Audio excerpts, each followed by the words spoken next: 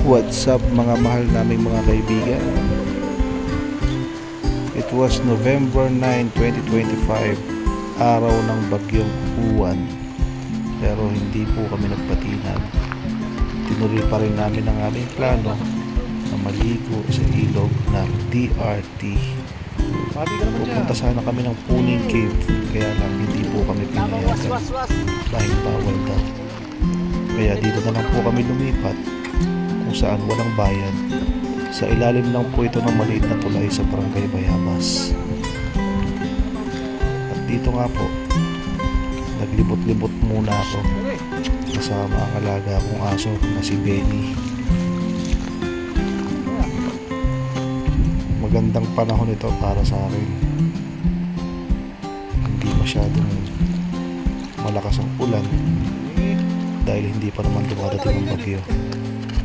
At hindi naman po mainit sapagkat walang araw. Nag-enjoy kaming lahat sa panahon na to.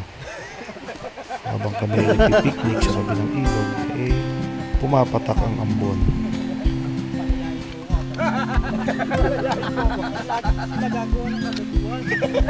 Wala pa akong naririnig na po. Ako nagka-problema sa ako maging victim na lang yun. Ako naririnig na sa mga. Ano nasabi? Parang matapang na sila eh. Kasi may backer na. Sa TV na tayo. Mga pala pisang ko.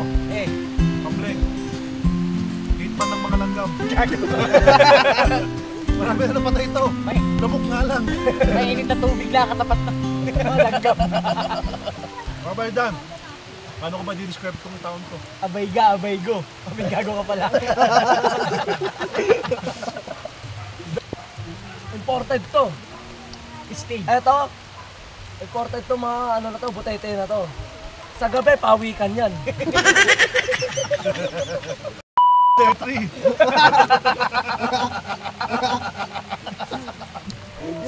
Yung like parang gusto mag 360. 1.6. Maulan. Yeah. Kasama na lang mga jowa nila. Andito kami sa kay Banban. So, magjowa, mag-asawa. Buti pa sila. Ikaw. Driver na magjowa. Driver nila ako. Driver na magjowa. Ganyan lang ang buhay.